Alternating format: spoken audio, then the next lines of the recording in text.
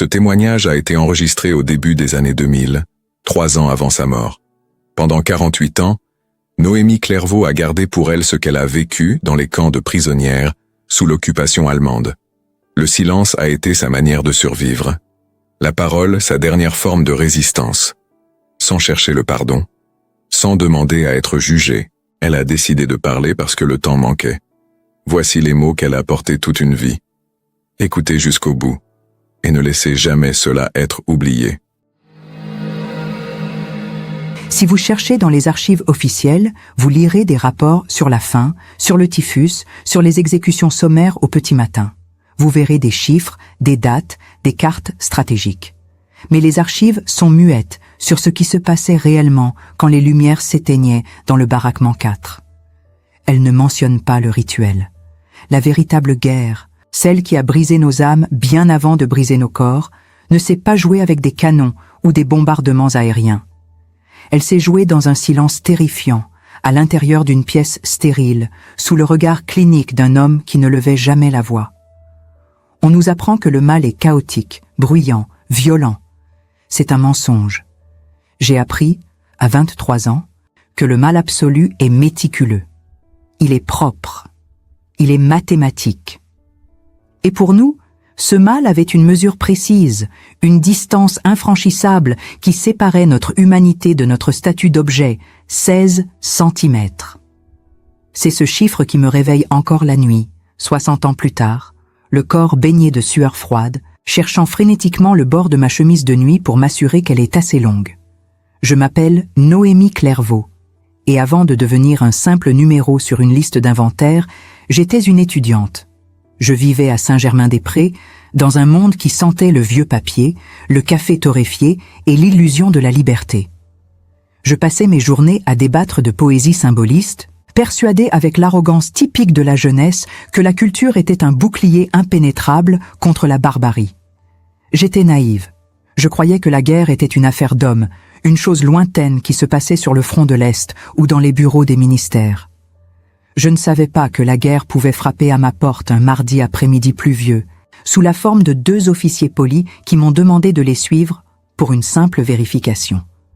Je n'ai même pas eu le temps de finir ma tasse de thé.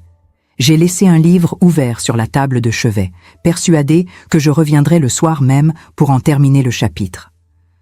Je n'ai jamais revu cet appartement. Je n'ai jamais revu la fille que j'étais ce matin-là. Elle est morte dans le camion qui nous transportait vers l'Est, étouffée par l'odeur de diesel et la peur collective de 30 autres femmes. C'est étrange comme la mémoire fonctionne. Je ne me souviens pas du visage du soldat qui m'a poussé dans le train, mais je me souviens de la texture du bois du plancher contre ma joue. Je me souviens du bruit des roues sur les rails, un rythme hypnotique qui scandait notre descente vers l'enfer. Tac, tac, tac, tac, tac, tac. Chaque kilomètre nous éloignait de la civilisation et nous rapprochait d'un monde où les règles morales n'existaient plus. Nous avons voyagé pendant 3 jours sans eau, sans lumière, entassés comme du bétail. Au début, il y avait des pleurs, des prières, des noms criés dans l'obscurité. Puis, le silence s'est installé. Un silence lourd, épais, celui de la compréhension. Nous savions, sans avoir besoin de le dire, que nous n'étions plus des citoyennes françaises. Nous étions devenues des cargaisons. Lorsque les portes se sont enfin ouvertes, l'air n'était pas frais. Il était chargé de cendres. Une poussière grise, grasse, qui collait à la peau et pénétrait les pores. Nous étions arrivés. Cette histoire, celle de Noémie et des milliers de femmes dont les voix ont été effacées, est reconstituée ici avec un souci absolu de vérité historique et émotionnelle. Pour soutenir ce travail de mémoire et permettre à d'autres récits oubliés de voir le jour, prenez un instant pour vous abonner à la chaîne et activer les notifications. Dites-nous dans les commentaires depuis quelle ville ou quel pays vous écoutez ce témoignage aujourd'hui. Votre présence est ce qui garde cette histoire vivante. Le camp n'était pas le chaos que j'avais imaginé. C'était pire, c'était une usine. Tout était ordonné, aligné, symétrique. On nous a fait descendre, on nous a triés. C'est là que j'ai vu Heinz pour la première fois. Il ne ressemblait pas au monstre des caricatures de propagande. Il n'avait pas le visage tordu par la haine. Au contraire, il était d'une élégance glaciale, son uniforme impeccablement ajusté, ses bottes cirées reflétant le ciel gris. Il nous observait non pas avec dégoût, mais avec une curiosité scientifique, comme un entomologiste observant des insectes qu'il s'apprête à épingler sur un tableau de liège. Il ne criait pas, il chuchotait presque. Et c'est cette douceur qui était terrifiante. Il nous a fait aligner dans la cour centrale, sous la pluie fine, et il a prononcé les mots qui allaient définir notre existence pour les 2 années suivantes. Il a dit que la discipline était la forme la plus haute de la civilisation. Il a dit que pour nous rééduquer, il fallait nous apprendre la précision. C'est alors qu'il a sorti cet objet de sa poche. Une simple règle en bois. Pas une arme, pas une cravache. Une règle d'écolier, graduée, avec des marquages noirs. Il l'a levée pour que nous puissions toute la voir. 16 centimètres, a-t-il annoncé. C'est la limite. C'est la frontière entre l'ordre et le chaos. Nous ne comprenions pas encore. Nous étions nus, tremblantes de froid, nos cheveux tondus gisant sur le sol boueux autour de nous. On nous a jeté des vêtements, des jupes grises, rêches, mal taillées. Mais elles avaient toutes été altérées. Elles étaient courtes, trop courtes pour l'hiver, trop courtes pour la décence, trop courtes pour nous permettre de nous sentir humaines. Heinz nous a expliqué la règle avec un calme déconcertant.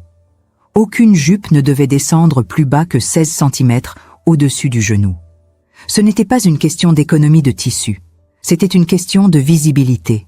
Il voulait voir, il voulait que nous sachions qu'il voyait. La première nuit fut la plus longue de ma vie. Nous étions entassés sur des bas-flancs en bois, sans matelas, sans couverture, seulement ces jupes ridicules et des chemises fines. Le froid était une morsure physique, une bête qui rongeait les orteils et les doigts.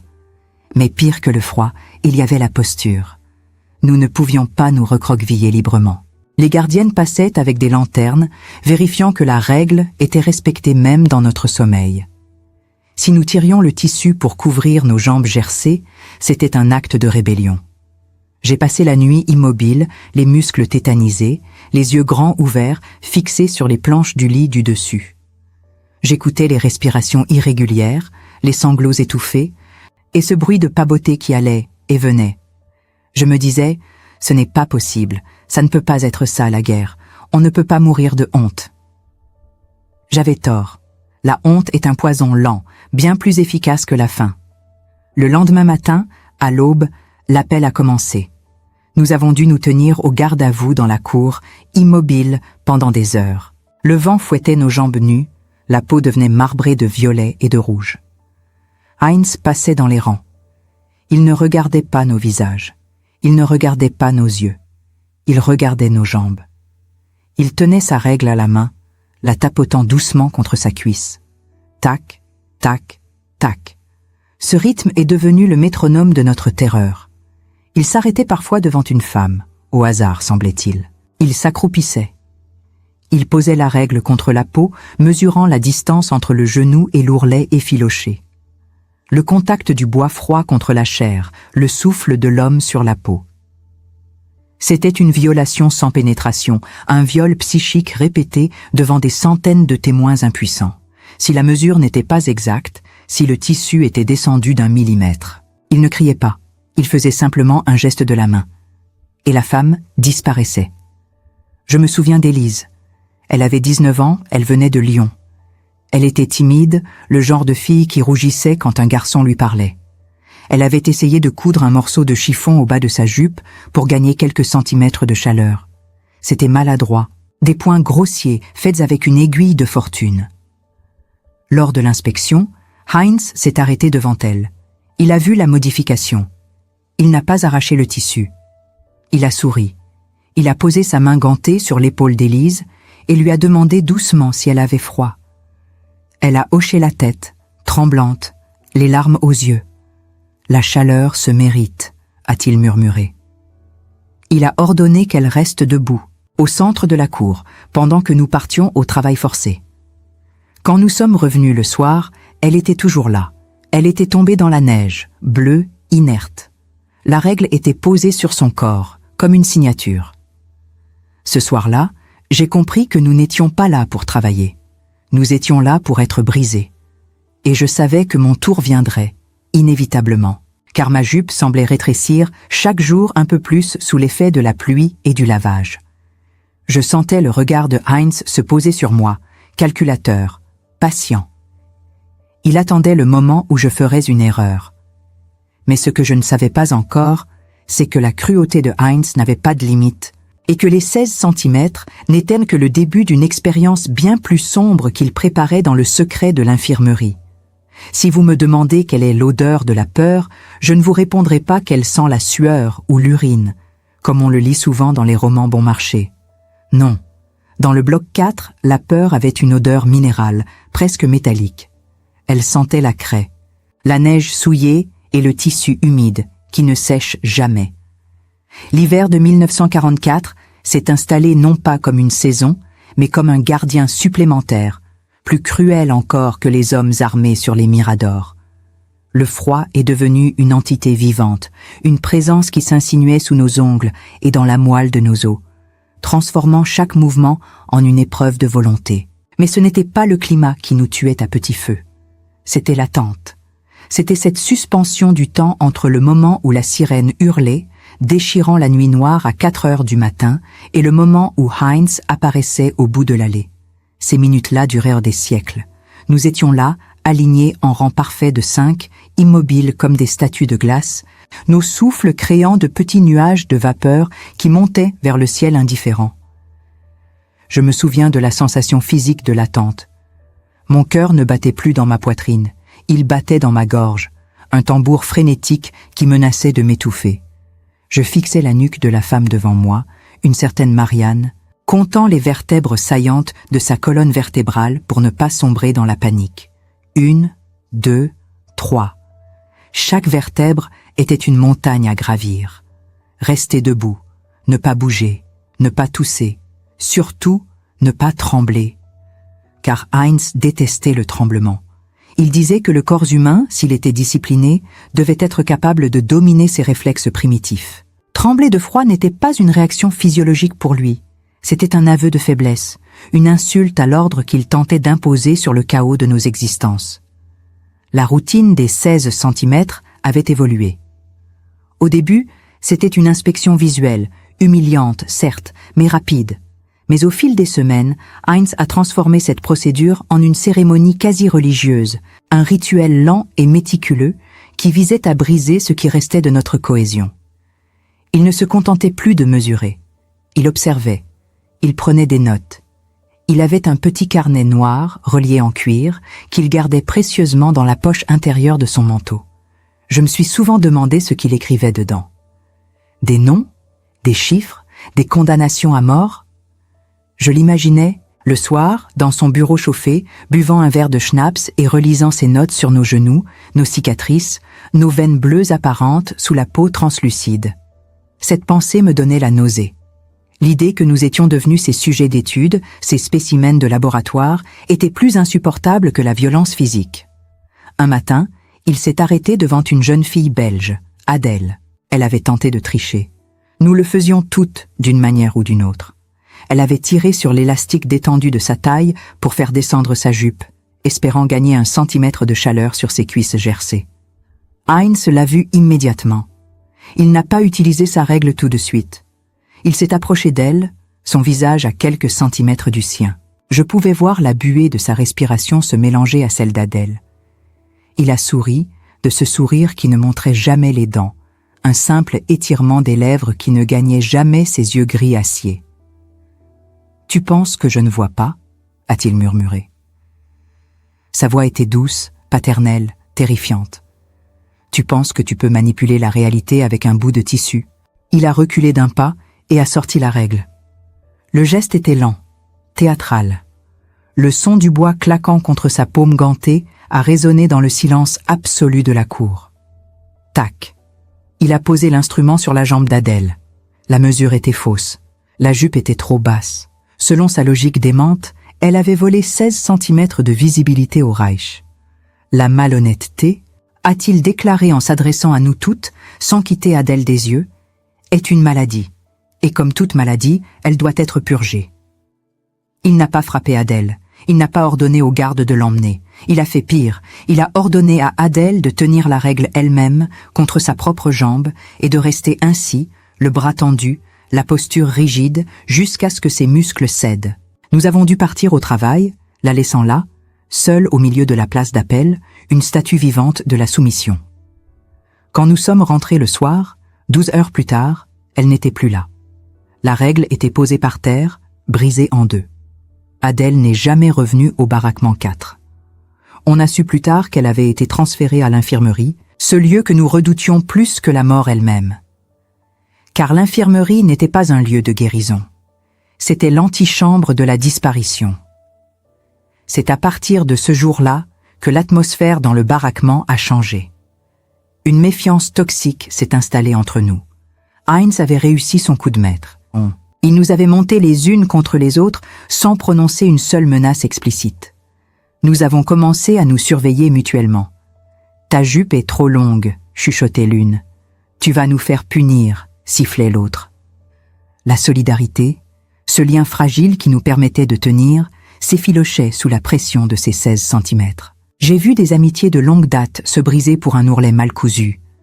J'ai vu des femmes dénoncer leurs voisines de lit pour avoir tenté de raccommoder un trou, espérant ainsi gagner les faveurs invisibles du bourreau. Nous étions devenues les gardiennes de notre propre prison. Je me souviens d'une nuit où je n'ai pas pu dormir. J'étais allongée, les yeux ouverts dans l'obscurité, écoutant les ronflements et les gémissements de mes camarades. Je me sentais sale. Non pas de la crasse du camp, mais d'une saleté morale. J'avais passé la journée à vérifier ma propre tenue avec une obsession maladive, internalisant le regard de Heinz jusqu'à ce qu'il devienne ma propre conscience. Je me dégoûtais. J'avais 23 ans, j'aimais Rilke et la musique de Debussy. Et pourtant, mon univers mental s'était réduit à la longueur d'un morceau de laine grise. C'était cela, la véritable victoire de l'ennemi, coloniser nos esprits avant même de détruire nos corps. Mais l'horreur, comme je l'ai appris, possède des étages. On pense avoir touché le fond et on découvre qu'il y a une cave en dessous. La phase suivante de l'escalade n'a pas eu lieu dans la cour, mais à l'intérieur même de nos quartiers. C'était un soir de février. La tempête de neige faisait trembler les murs du baraquement. Nous étions recroquevillés, essayant de conserver le peu de chaleur accumulée pendant la journée. Soudain, la porte s'est ouverte avec violence. Le vent glacial s'est engouffré, éteignant les quelques bougies que nous avions réussi à allumer. Dans l'encadrement de la porte, se découpant sur la blancheur aveuglante de l'extérieur, se tenait Heinz. Il n'était pas seul. Il était accompagné de 2 médecins en blouse blanche qui portèrent des mallettes en cuir. Ce n'était pas une inspection disciplinaire. C'était autre chose. Quelque chose de plus clinique, de plus intrusif. « Lumière !» a aboyé l'un des gardes. Les lampes électriques ont grésillé et inondé la pièce d'une lumière jaune et crue, révélant notre misère dans toute sa laideur. Nous avons sauté de nos couchettes, nous mettant au garde-à-vous au pied des lits, tremblantes, nos chemises de nuit ne nous protégeant de rien. Heinz a marché lentement le long de l'allée centrale. Il ne regardait pas nos jupes cette fois. Il regardait nos jambes nues, haut notre peau. Il s'est arrêté devant moi. Mon cœur s'est arrêté. Il a pointé sa règle vers mon tibia gauche. Il y avait là une petite plaie, une écorchure que je m'étais faite en travaillant à la carrière de pierre. Elle était infectée, rouge, pulsante. « Intéressant », a-t-il dit, se tournant vers l'un des médecins. « Notez ceci. Sujet 784, résistance tissulaire compromise. Évolution de la nécrose à surveiller. » Le médecin a hoché la tête et a griffonné quelque chose sur un bloc-notes. Je me suis senti comme un animal de foire, une curiosité biologique. Il ne voyait pas ma douleur, il voyait une donnée. Heinz s'est rapproché encore. Il a levé sa règle, non pas pour me frapper, mais pour tracer une ligne imaginaire sur ma peau, du genou jusqu'à la cheville. Le bois était froid, si froid qu'il brûlait. « Savez-vous, 784 » a-t-il murmuré, utilisant mon matricule comme si c'était mon seul nom. Que la beauté réside dans la symétrie, et que la maladie est une asymétrie, votre jambe, elle offense l'ordre naturel. Cette nuit-là, ils ont sélectionné 5 femmes, pas les plus faibles, ni les plus malades. Ils ont choisi celles qui avaient les jambes les plus intéressantes selon les critères obscurs de Heinz. Des femmes avec des varices, avec des cicatrices, avec des taches de naissance. Elles ont été emmenées vers l'infirmerie, escortées par les médecins silencieux. Nous ne savions pas ce qui allait leur arriver. Nous ne pouvions qu'imaginer. Et l'imagination, dans un endroit pareil, est pire que la réalité. J'ai passé le reste de la nuit à frotter ma jambe, essayant d'effacer la sensation fantôme de la règle sur ma peau, essayant de nettoyer la souillure de son attention. Mais je sentais, au fond de mes entrailles, que ce n'était que le prélude. Heinz s'ennuyait. La routine des inspections matinales ne lui suffisait plus. Il cherchait quelque chose de plus profond, de plus intime. Il cherchait à voir ce qui se cachait sous la peau. Le lendemain, lors de l'appel, les 5 femmes n'étaient pas là. Leur place dans les rangs était vide, comme des dents manquantes dans une mâchoire. Personne n'a osé poser de questions. Le silence était notre seule armure. Mais vers midi, alors que nous transportions des pierres sous le regard des gardes, j'ai vu la porte de l'infirmerie s'ouvrir. Une civière en est sortie. Elle était recouverte d'un drap blanc, mais le vent a soulevé un coin du tissu. J'ai vu. Je ne suis pas sûre de ce que j'ai vu. C'était une jambe, mais elle ne ressemblait plus à une jambe humaine. Elle était bandée, déformée, comme si on avait tenté de la resculpter. J'ai détourné le regard, la bile me montant aux lèvres. J'ai compris alors que les 16 centimètres n'étaient pas seulement une règle de pudeur ou de discipline. C'était une mesure d'accès. C'était la zone que Heinz s'était réservé le droit de contrôler, de modifier, de détruire. Nos jambes étaient devenues sa toile, et il commençait à peindre son chef-d'œuvre d'horreur. Je me suis juré, ce jour-là, que je ne le laisserais pas m'emmener, que je cacherais ma blessure, que je marcherais droit même si l'os de ma jambe se brisait. J'ai commencé à voler des bouts de papier dans les poubelles du bureau administratif où je nettoyais parfois le sol. Je les mâchais pour en faire une pâte que j'appliquais sur ma plaie pour la masquer, la recouvrant ensuite de poussière pour qu'elle se fonde avec ma peau sale. C'était dérisoire, pathétique, mais c'était mon acte de résistance. Chaque matin, je présentais mes 16 centimètres de chair nue à l'inspection, le souffle coupé, priant pour que son œil d'aigle ne repère pas la supercherie. Je jouais ma vie à pile ou face, chaque jour, chaque heure. Mais je ne savais pas que le véritable danger ne venait pas de ma jambe blessée. Le véritable danger venait d'une rumeur qui commençait à circuler dans le camp. Une rumeur concernant une nouvelle directive venue de Berlin. Une directive qui allait donner à Heinz le pouvoir absolu non plus sur nos vêtements, mais sur notre fertilité même. Et cette rumeur portait un nom de code terrifiant que nous chuchotions à peine dans le noir. Le protocole de la pureté. On dit souvent que l'espoir fait vivre. C'est faux. Dans un camp, l'espoir est une calorie inutile que le corps brûle en vain. Ce qui fait vivre, c'est la haine. C'est une braise froide, dure, logée quelque part entre l'estomac et le cœur, qui vous maintient debout quand vos muscles ont depuis longtemps capitulé. Au printemps 1944, je ne vivais plus que par cette haine. Elle était dirigée tout entière vers cette porte blanche, immaculée, qui marquait l'entrée de l'infirmerie. Contrairement au reste du camp, fait de bois pourri et de boue noire, l'infirmerie brillait. Elle était d'une propreté obscène. Les vitres étaient lavées. On pouvait parfois apercevoir, à travers les carreaux, des silhouettes en blanc qui se déplaçaient avec une lenteur rassurante, presque divine. Mais nous savions toutes que ce bâtiment n'était pas un lieu de guérison. C'était le ventre de la bête. Et la rumeur du protocole de la pureté n'était plus une rumeur. C'était devenu une liste. Chaque matin, après l'appel, un officier lisait des matricules.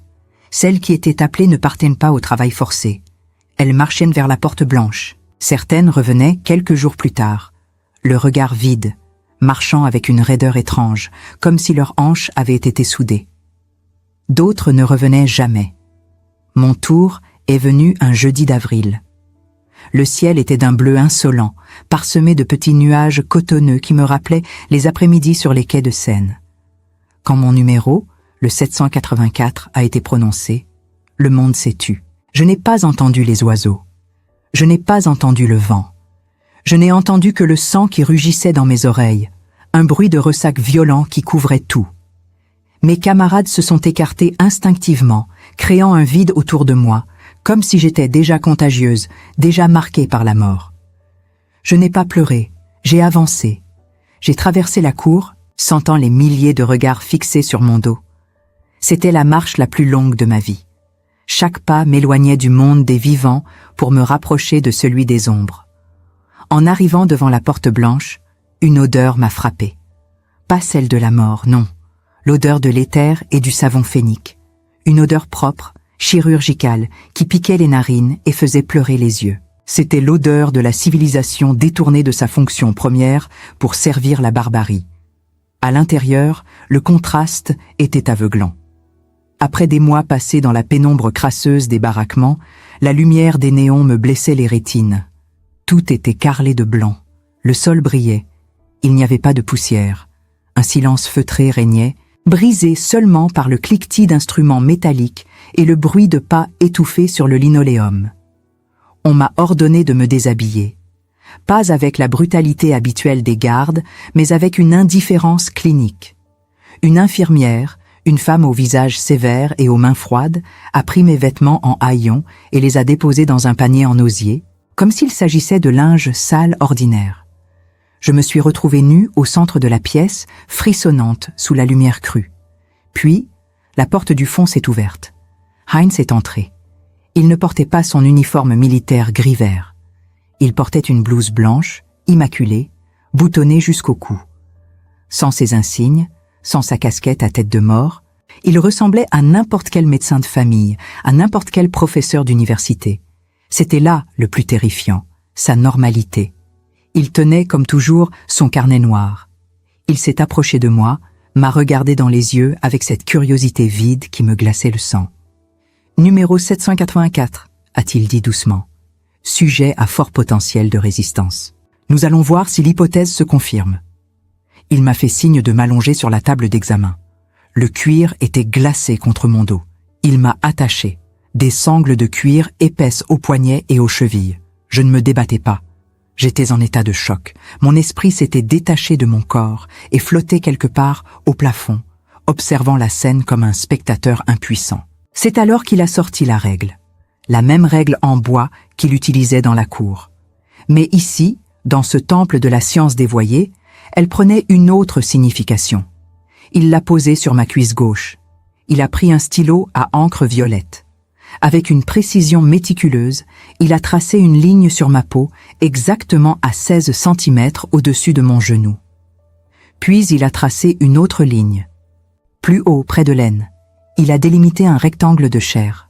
« Vous vous êtes toujours demandé pourquoi 16 cm ?» a-t-il murmuré, comme s'il me confiait un secret intime. Il préparait une seringue, aspirant un liquide clair d'une fiole en verre. Ce n'est pas de la pudeur, Noémie, c'est de l'architecture. C'est dans cette zone précise que se trouvent les grands réseaux lymphatiques et musculaires. C'est ici que la force de la marche réside. Si nous contrôlons cette zone, nous contrôlons le mouvement, nous contrôlons la fuite. Il ne parlait pas de tuer, il parlait de paralyser, de modifier. J'ai compris alors l'horreur de ce qu'il faisait aux autres femmes. Il ne cherchait pas à soigner des blessures. Il testait des agents chimiques, des poisons neurotoxiques, directement dans les muscles qui nous permettaient de tenir debout. Il cherchait à créer un corps humain qui serait vivant, conscient, mais incapable de se révolter, incapable de courir. Un esclave biologique parfait. La pureté dont il parlait n'était pas raciale, elle était fonctionnelle. Un corps pur était un corps qui obéissait sans que l'esprit puisse intervenir. Il a approché l'aiguille de la zone marquée à l'encre violette. J'ai voulu crier, mais ma gorge était sèche, paralysée par la terreur. J'ai fermé les yeux. J'ai senti la piqûre. Pas une douleur vive, mais une brûlure froide, profonde, qui s'est répandue instantanément dans ma cuisse comme du venin de serpent. « Comptez à rebours à partir de 10, a-t-il ordonné. 10. Je sentais le froid monter. Ma jambe ne m'appartenait plus. Elle devenait lourde, dense comme de la pierre. 9. Le froid atteignait ma hanche. Une nausée violente m'a submergée. Les lumières du plafond ont commencé à tourner, créant des halos pulsants. 8. J'ai entendu un bruit étrange, un bruit de scie, un bourdonnement électrique qui venait de la pièce voisine. J'ai tourné la tête, luttant contre la drogue qui envahissait mon cerveau. La porte était entr'ouverte. J'ai vu. Mon Dieu, j'ai vu ce qu'il y avait là-bas. Sur une autre table, il y avait une femme. Je ne voyais pas son visage, mais je voyais ses jambes. Elles étaient ouvertes, exposées, et la peau. La peau de ses cuisses avait été retirée. Comme un gant qu'on retourne. On voyait les muscles rouges, vifs, palpitants.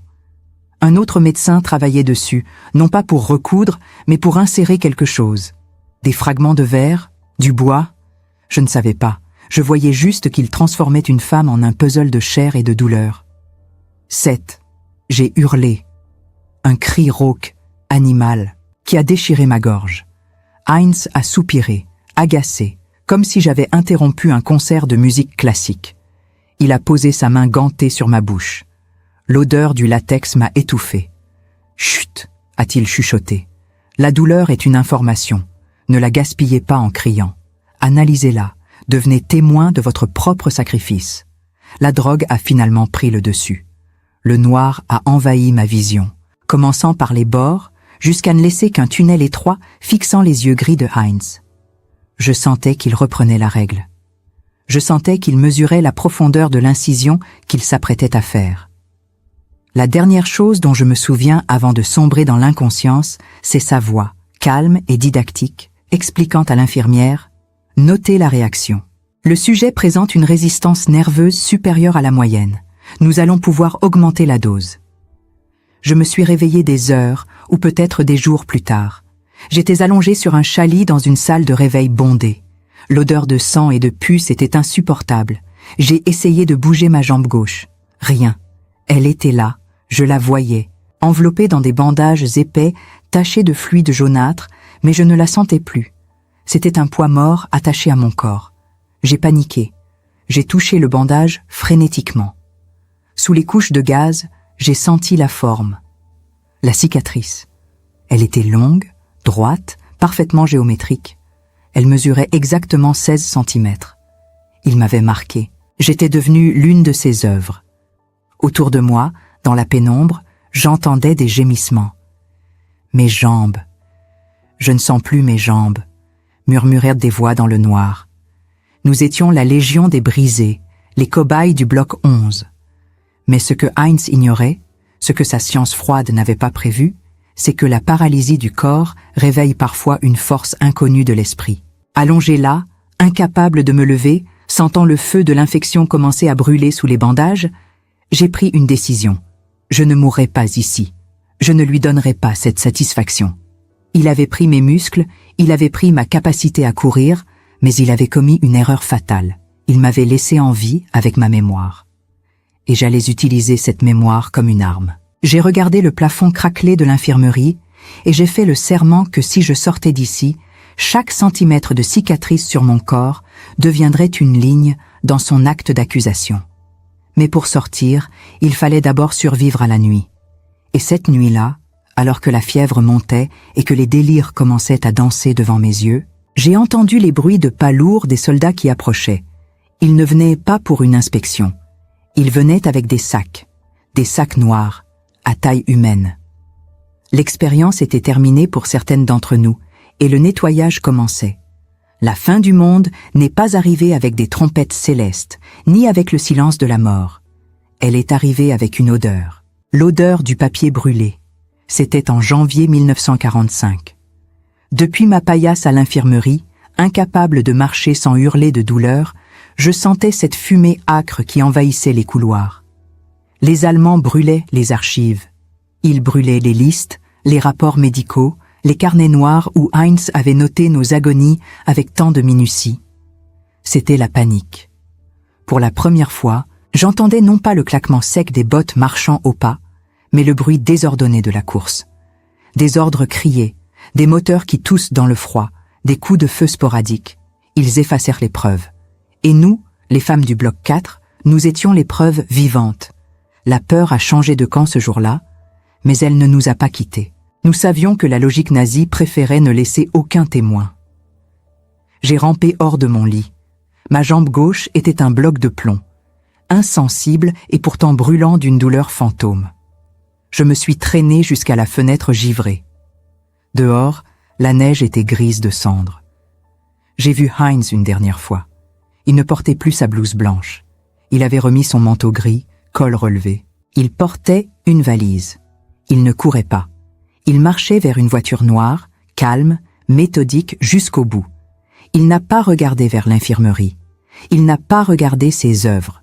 Il est monté dans la voiture et il a disparu dans le brouillard blanc. Il emportait avec lui nos noms, nos mesures et la science de notre destruction.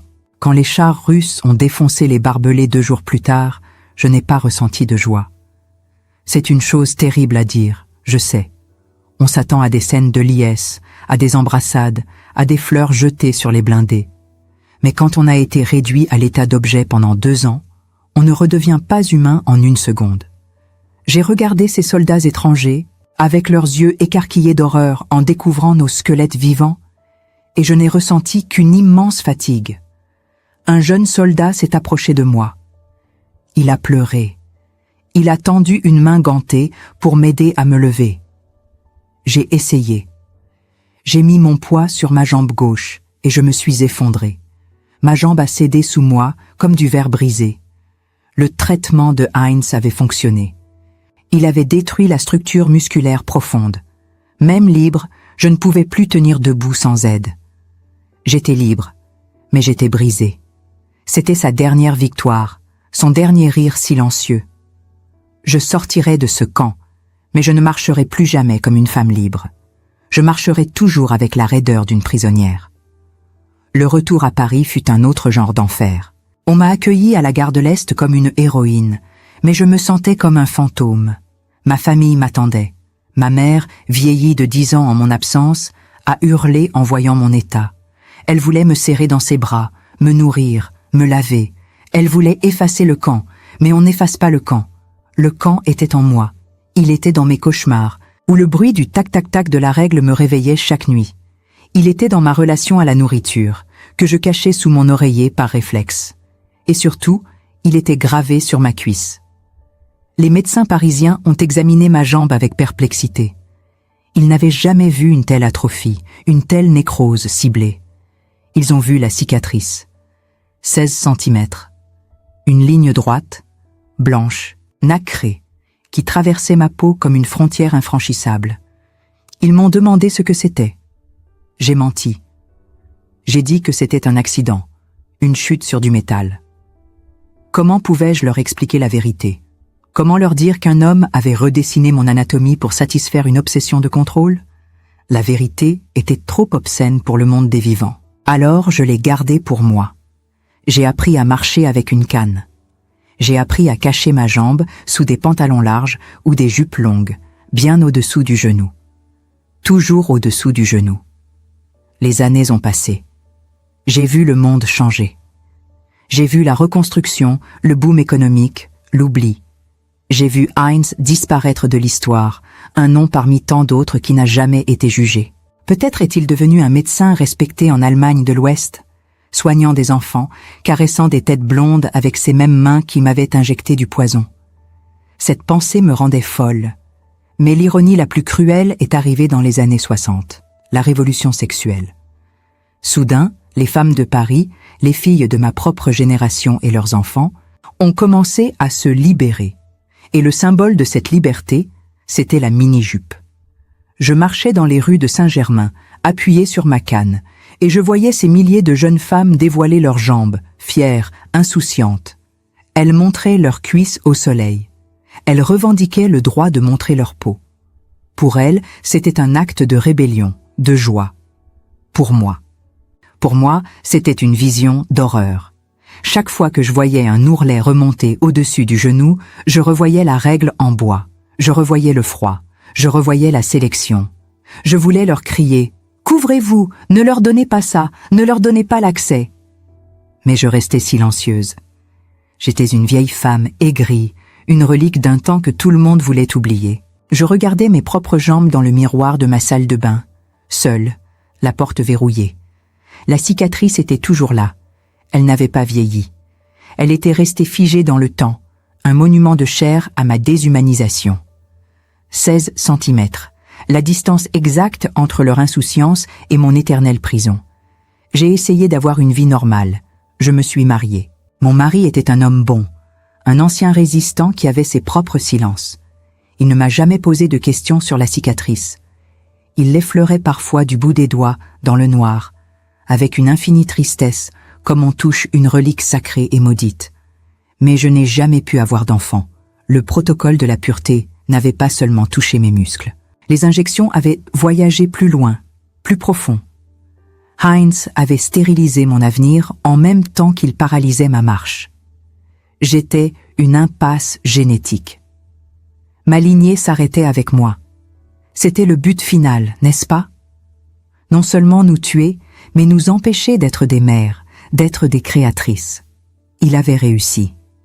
Je suis une maison vide, une bibliothèque dont les livres ont été brûlés. Aujourd'hui, j'ai 82 ans. Ma jambe me fait souffrir chaque jour. Quand le temps change, quand il pleut, la cicatrice me tire, comme si les points de suture invisibles se resserraient. C'est mon baromètre.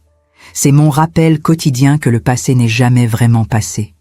Je regarde les nouvelles à la télévision. Je vois les guerres modernes. Je vois des réfugiés, des camps, des barbelés. Et je me demande, quelle est leur mesure à eux? Quelle est la nouvelle règle? Parce qu'il y a toujours une règle. Le mal change de visage, il change d'uniforme, il change de langage, mais il a toujours besoin de mesurer, de classer, de diviser. Il a besoin de transformer l'humain en chiffre pour pouvoir le détruire sans remords. Heinz n'était pas un monstre sorti des enfers. C'était un homme qui aimait l'ordre, la symétrie et l'obéissance. Et des hommes comme lui, il y en a partout. Dans les bureaux, dans les gouvernements, dans les hôpitaux. Ils attendent juste d'avoir le pouvoir de sortir leurs règles. Je suis fatiguée maintenant. Parler de tout cela m'a épuisée. J'ai l'impression d'avoir couru un marathon avec ma jambe morte. Mais il fallait que je le dise. Il fallait que quelqu'un sache que derrière les grandes dates de l'histoire, derrière les traités de paix et les chiffres globaux des victimes, il y a des histoires minuscules, intimes, terrifiantes. Il y a l'histoire d'une règle en bois et d'une jupe grise. Il y a l'histoire de 16 centimètres. Je vais vous laisser avec une pensée. Une seule. Ce soir, quand vous rentrerez chez vous, quand vous enlèverez vos vêtements en toute sécurité, dans la chaleur de votre chambre, regardez votre corps. Regardez votre peau. C'est la seule chose qui vous appartienne vraiment. C'est votre dernier territoire. Mais posez-vous cette question et soyez honnête.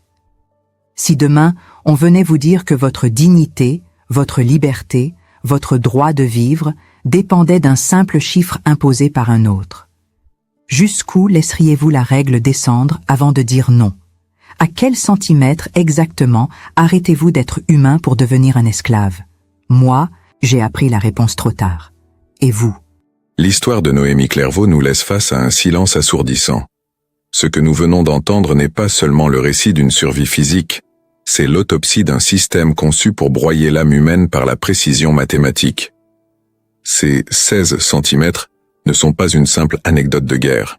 Ils sont le symbole terrifiant de la rapidité avec laquelle la dignité peut nous être retirée lorsque nous cessons de la défendre. Noémie a porté cette cicatrice seule pendant des décennies, mais aujourd'hui, en écoutant sa voix, nous en partageons le poids. La mémoire est le seul antidote contre la répétition de l'histoire. Et cette mémoire, c'est vous qui la portez désormais. Ce canal a pour mission d'exhumer ces vérités enfouies, de donner une voix à ceux que les manuels d'histoire ont réduits à des statistiques muettes. Produire ces documentaires demande des recherches approfondies et un engagement total envers la vérité. Si ce récit vous a touché, si vous croyez qu'il est essentiel de ne pas laisser l'oubli recouvrir ses destins, nous vous invitons à soutenir notre travail. Un simple « j'aime » sur cette vidéo, un abonnement à la chaîne, ce n'est pas juste un clic algorithmique, c'est un acte de soutien, une façon de dire « je n'oublierai pas », une façon de veiller à ce que ces témoignages continuent d'exister. Mais votre rôle ne s'arrête pas là. L'histoire ne vit que si elle est discutée, partagée, ressentie. Nous voudrions lire vos pensées, vos émotions brutes après ce voyage au bout de la nuit. Dans les commentaires ci-dessous, dites-nous ce que vous ressentez face à ce témoignage. Dans un monde moderne où nos libertés semblent acquises, Quelle est, pour vous, la limite infranchissable? Quelle est la règle que vous ne laisserez jamais personne vous imposer? Partagez votre réflexion avec notre communauté. Chaque commentaire est une pierre ajoutée à l'édifice de la mémoire collective. Une preuve que l'humanité, malgré ses cicatrices, reste debout et vigilante. Merci d'avoir écouté jusqu'au bout. Merci de faire partie de ceux qui se souviennent. À bientôt pour une autre histoire que le temps a tenté d'effacer.